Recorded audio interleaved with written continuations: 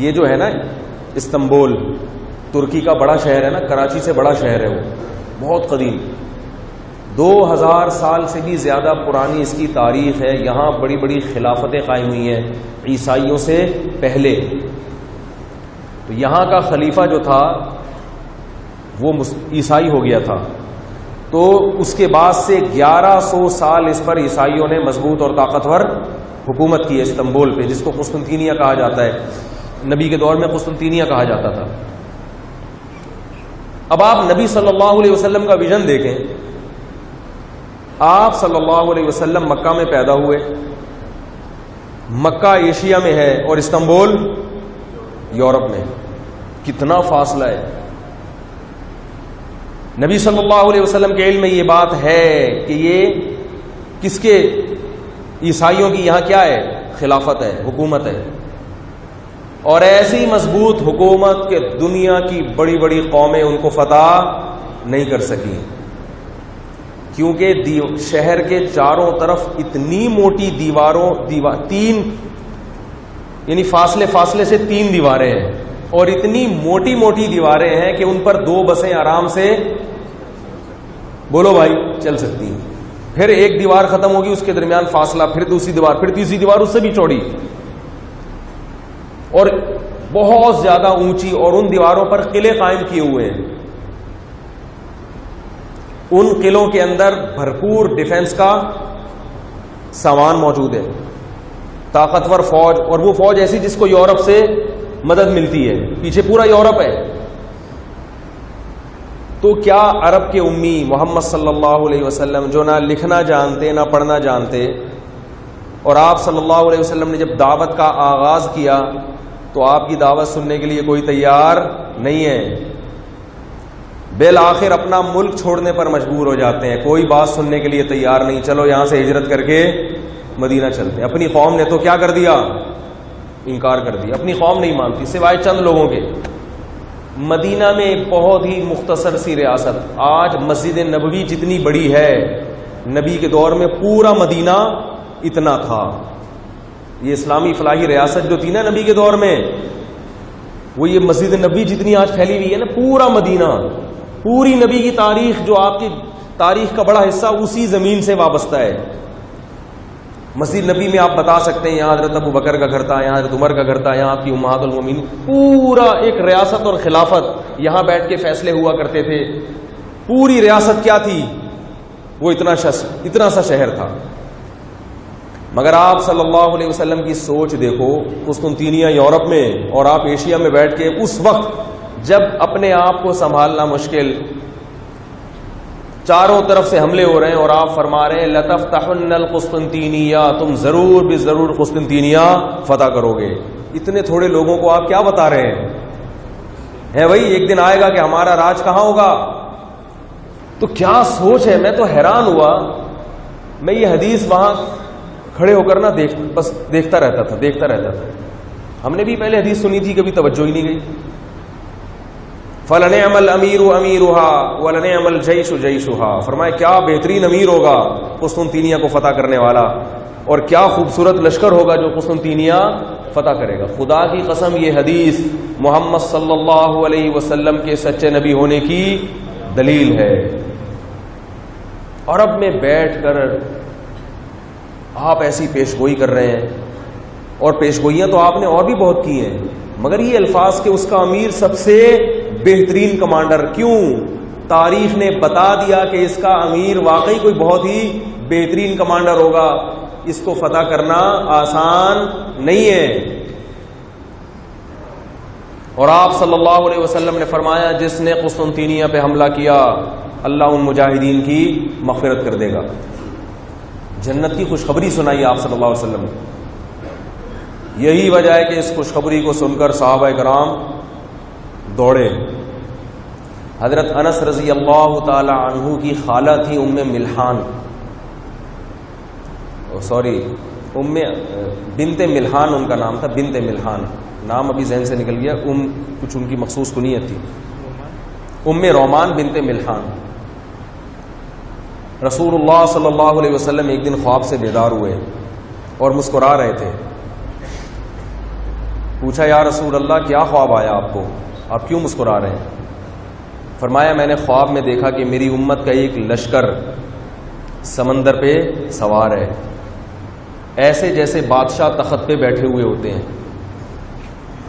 یعنی ایک وقت آنے والا ہے کہ میری امت سمندروں پہ کیا کرے گی؟ ارے بولو نا یار، راج کرے گی سمندروں پہ. سمندر پہ کیا کرے گی؟ اس وقت تک جب نبی یہ پیشگوئی کر رہے تھے صحابہ کرام نے کوئی بحری لڑائی نہیں لڑی تھی. میری امت سمندر پہ بیٹھ کر حملہ کرے گی اور ایسے شان کے ساتھ سمندروں پہ سفر کرے گی جیسے بادشاہ اپنی تخت پہ بیٹھے ہوئے ہوتے ہیں. حضرت انس کی خالہ نے عرض کیا یا رسول اللہ دعا کریں اللہ مجھے بھی اس میں شہادت دے دے. یہ نہیں کہ اس میں مجھے بھی کوئی وزٹ کا ویزا مل جائے. بھائی خوش ہو گئی نا کہ نبی ایک لشکر کی تعریف کر رہے ہیں کہ میری امت سمندروں پہ، بولو بھائی، سمندر پہ بیٹھ کے لڑے گی. کیسا ویژن تھا رسول اللہ صلی اللہ علیہ وسلم کا. یہ جھوٹے نبی کا نہیں ہو سکتا. یہ اسی کا ہو سکتا ہے جس کو اپنی دعوت پر اتنا یقین ہو، اپنے برحق ہونے کا اتنا یقین ہو کہ انہیں پتا ہے کہ ابھی تبدیلی نہیں آئی تو عنقریب انشاءاللہ آ جائے گی. ہم دنیا سے چلے جائیں گے مگر تبدیلیاں آتی رہیں گی قیامت تک. امت کو ایک ٹریک پہ چلا کے چلے گئے، ایک راستے پہ چلا کے چلے گئے. دوسرا لشکر، ہاں حضرت انس کی خالہ نے کہا کہ یا رسول اللہ دعا کریں اللہ مجھے بھی اس میں شہادت دے دے. مجھے بھی اس میں کیا دے؟ کیونکہ وہ آپ اس کی اپنی زبان مبارک سے اس کی تعریف کر رہے ہیں. اللہ خواب میں آپ کو خوشخبریاں دے رہے ہیں تو بڑا مبارک لشکر ہوگا. دعا کریں کہ مجھے بھی اللہ اس میں شہادت دے دے. پھر آپ صلی اللہ علیہ وسلم نے دوسری خوشخبری سنائی کہ میری امت کا ایک گروہ قسطنطینیہ پہ حملہ کرے گا جس کی اللہ نے مغفرت کر دی ہے. اللہ نے وعدہ کر لیا اس سے مغفرت. انہوں نے اس کے یا رسول اللہ، ہاں پھر آپ صلی اللہ علیہ وسلم دوبارہ سوئے، پھر نیند سے بیدار ہو کر اٹھے اور آپ صلی اللہ علیہ وسلم کے لبوں پہ مسکراہٹ تھی. پھر صحابیہ نے پوچھا یا رسول اللہ کیوں مسکرا رہے ہیں؟ فرمایا میں نے خواب میں دیکھا کہ میری امت کے ایک لشکر استنبول پہ حملہ کر رہا ہے اور اللہ نے ان کی کیا کر دی ہے؟ مغفرت. حضرت ام رومان نے فرمایا یا رسول اللہ دعا کریں اللہ مجھے ان میں شامل کر لے. فرمایا تم پہلوں میں ہو. تم کس میں؟ اسی وجہ سے حضرت معاویہ رضی اللہ تعالی عنہ کے دور میں یہ پیشگوئی پوری ہوئی ہے. آپ نے پہلا بحری بیڑا بنایا حضرت معاویہ نے، جس نے سمندر پہ بیٹھ کے یہ عجیب بات آپ کو بتاؤں، دنیا میں بحری جنگیں لڑنے کا سلیقہ یہ کس نے سکھایا ہے؟ مسلمانوں نے. تبھی انگریزوں کے ہاں اب تک مسلمانوں کی جو بحری لڑائی ہے نا اس کے الفاظ اب تک استعمال ہو رہے ہیں. ایڈمرل کا جو لفظ ہے نا یہ امیر البحر سے نکلا ہے. سمندر کی جو فوج ہے اس کا جو امیر ہوتا تھا اس کو کیا کہتے تھے؟ امیر البحر. وہ لفظ چینج ہو کر کہاں چلا گیا؟ ایڈمرل انگلش میں. نبی صلی اللہ علیہ وسلم نے اس وقت خواب دیکھا اور وہ خواب پورا کب ہوا؟ 700 سال کے بعد. قسطنطینیہ کب فتح ہوا ہے؟ بولو نا بھائی، 700 سال کے بعد فتح ہوا ہے. اور کیسے محنت کی ہے وہاں مجاہدین نے اس کو فتح کرنے کے لیے. سلطان محمد فاتح نے جب قسطنطینیہ پہ حملہ کیا ہے تو رومن امپائر سے اسلحہ ادھار، بولو نا بھائی، نہیں لیا. بات آ رہی ہے سمجھ میں؟ اپنے ڈیفنس کے لیے ان سے گھوڑے ادھار نہیں لیے. اس نے دیکھا کہ یار یہ قلعہ فتح کرنا اس لیے ممکن نہیں ہے کہ اس کی اتنی موٹی دیوار اور پورے شہر پہ اس دیوار کی میں جب تک شگاف نہیں آئے گا، اس دیوار میں دراڑیں نہیں پڑیں گی، ہم اس قلعے کو فتح کرنے کا خواب نہیں دیکھ سکتے. دوسرا اس نے یہ دیکھا کہ بھائی یہ سمندر میں دوسری طرف سے ڈھکا ہوا ہے اور وہاں ان کے بحری بیڑے کھڑے ہوئے ہیں جہاں بڑی بڑی توپیں لے کے کھڑے ہوئے ہیں. اس راستے سے کو جب تک کاٹا نہیں جائے گا، اور اس راستے کو کاٹنا اسباب کی دنیا میں ممکن نہیں ہے. بڑی بڑی زنجیریں سمندروں میں ڈالی ہوئی تھی انہوں نے جہاں سے جہاز آگے گزر نہیں سکتا تھا. بیٹھ گیا پلان کرنے، بھئی کچھ کرنا ہے، کر کے چھوڑنا ہے. ایسا کام کرو کہ کیا ہو جائے؟ ہٹو بچوں. اس نے سوچا کہ بھائی یہ تو کرنا ہے، کئی سو سال سے محنتیں ضائع ہو رہی ہیں، شہادتیں ہو رہی ہیں، زخمی ہو رہے ہیں، کچھ کرنا ہے. کیسا پلان بنایا، ادھار نہیں لیے گھوڑے، کیونکہ سب کچھ اپنا تھا ان کے پاس. جب آپ کسی کے سامنے کشکول لے کے بھیک مانگتے ہو تو پھر پالیسیاں بھی انہی کی چلتی ہیں، پھر حکومت بھی انہی کی ہوتی ہے. آپ کے صرف کٹ پتلیاں ہوتی ہیں کہ جو روبوٹ لا کے بٹھائے ہوئے ہوتے ہیں انہوں نے. کیسا ایمان تازہ ہوتا ہے. خشکی پہ مشورہ جب لیا گیا تو یہ بتایا گیا کہ بھئی یہ جو خلیج ہے نا، خلیج آبنائے باسفورس جسے کہا جاتا ہے، جب تک اس کو عبور نہیں کریں گے ہم فتح، کیونکہ پیچھے یورپ کی مدد مل رہی ہے ان کو. ہم جتنے بندے یہاں تیر اندازی سے قتل کریں، جتنا ان کا اسلحہ ضائع کریں، پیچھے سے کیا ہو رہی ہے، ان کو کمک آ رہی ہے. سلطان محمد فاتح بیٹھ گیا، اس نے کہا یہ نہیں ہو سکتا، کرنا ہے. اتنا بڑا لشکر لے کر آیا، وہیں کیمپ لگا دیے، پلاننگ ہوتی رہی. بالآخر کسی نے مشورہ دیا دو چیزیں. نمبر 1، اتنی بڑی توپ بنائی جائے کہ جس سے جب گولے برسائے جائیں، یہ 650-700 سال پرانی بات کر رہا ہوں، پرانی تاریخ، کہ جس سے گولے برسائے جائیں تو یہ بڑی بڑی دیواروں میں کیا پڑیں، شگاف. لیکن شگاف سے کیا ہوگا؟ تو کہتے ہیں کہ اس زمانے میں اتنی بڑی توپ نہیں تھی جتنی بڑی توپ اس وقت تانبے کو پگھلا کے بنائی گئی ہے. وہ توپ ہم نے اپنی آنکھوں سے الحمدللہ دیکھی، اتنی بڑی توپ. اور اس میں جو گولے ڈالے جاتے تھے 5 فٹ چوڑے، جب وہ فائر کیا نا، تجربہ کیا پہلا، تو وہ زمین میں 6 فٹ دھس گیا.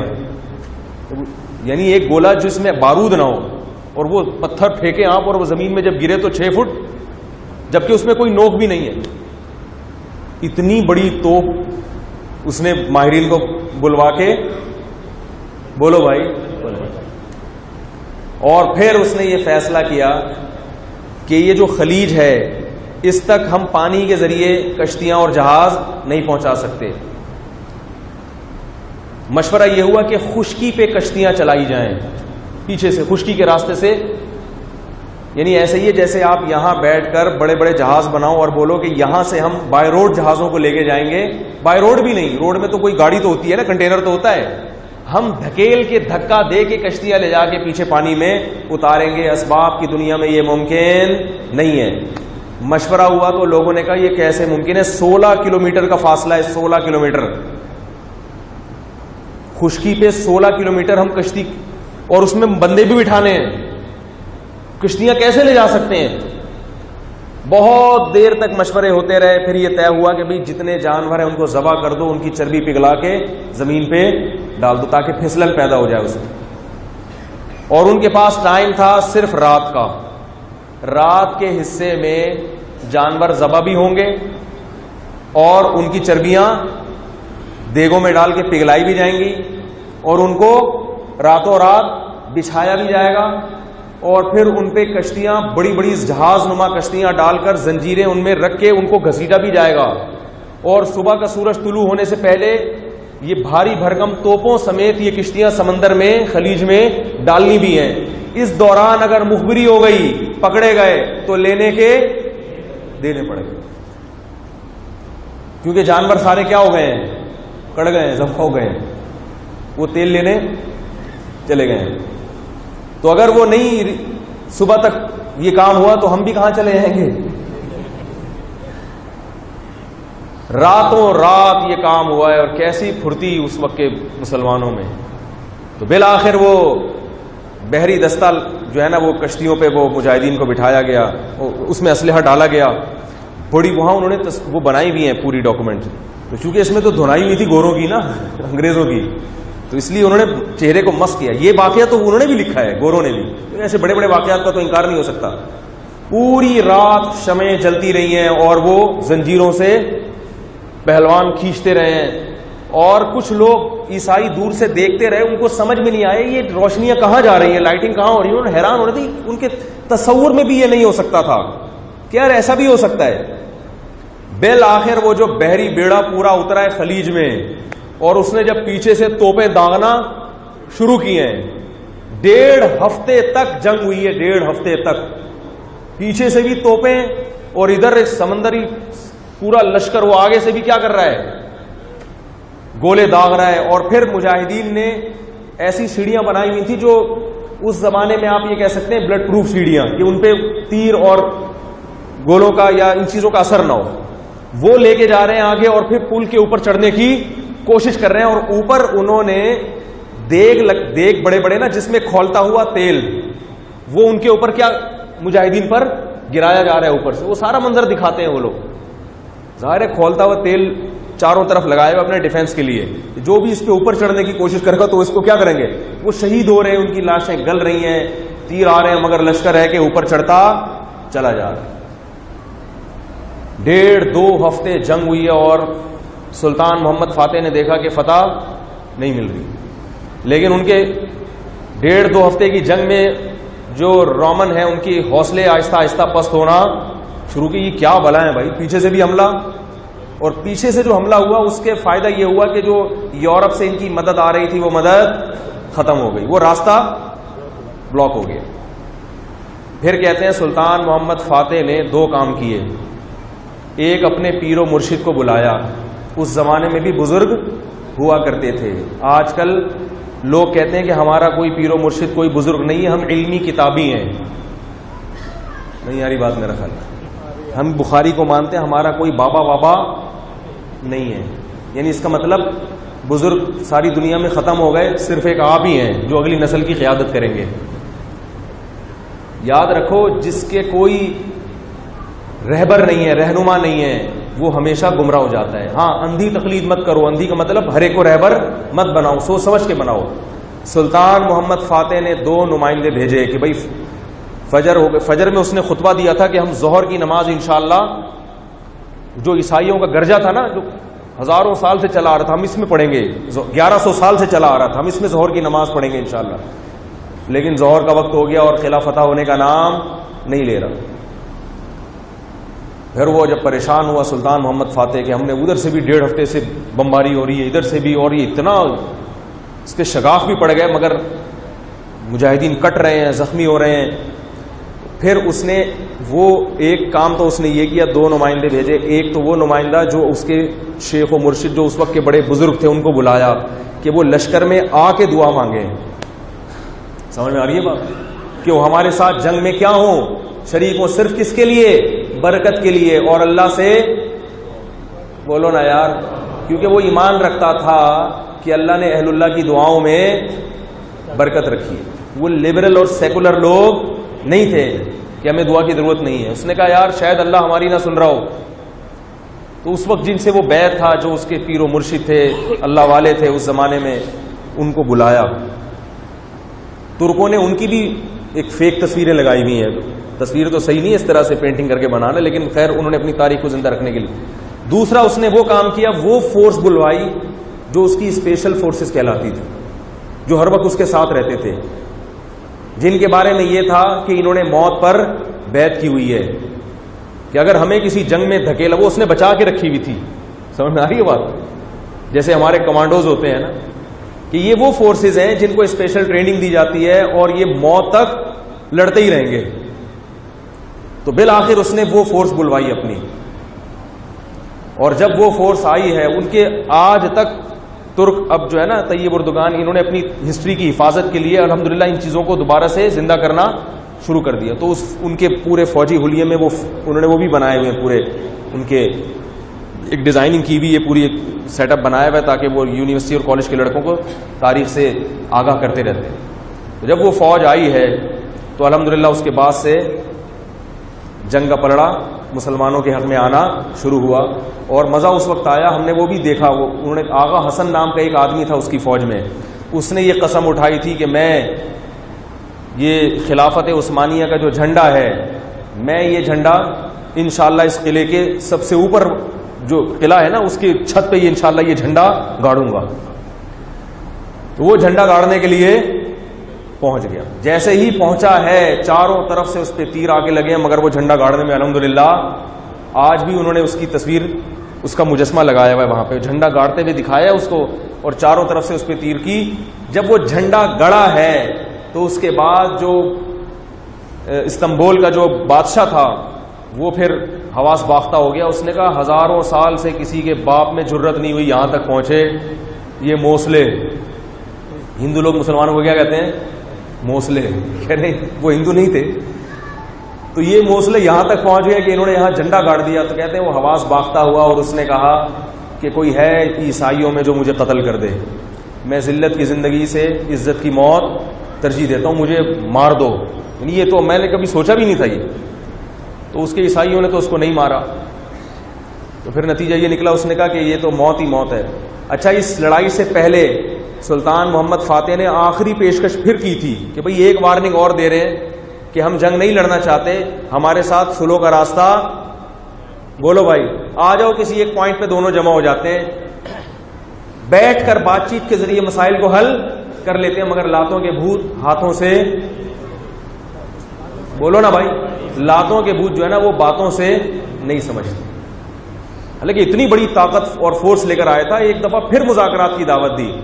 انہوں نے کہا ان کو اپنی طاقت میں ناز تھا کہ بھی کیسے ہو سکتا, لیکن تاریخ گواہ ہے کہ الحمدللہ جب فتح ہوئی ہے اور ظہر کی نماز اس نے گرجہ گھر میں پڑھی, وہاں خطبہ دیا, اور وہ خطبہ آج تک کتابوں میں لکھا ہوا ہے. اس خطبے میں یہ تاریخی الفاظ ہیں کہ استنبول میں رہنے والے جتنے لوگ ہیں کسی کی عزت, کسی کی جان اور کسی کے مال کو ہاتھ نہیں لگایا جائے گا.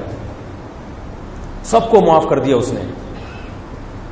تو میں آپ سے جو عرض کر رہا ہوں, دیکھو رسول اللہ صلی اللہ علیہ وسلم نے 700 سال پہلے خواب دیکھا تھا کہ استنبول مسلمانوں کے زیر سایہ آئے گا, اور وہ خواب 700 سال کے بعد پورا ہوا.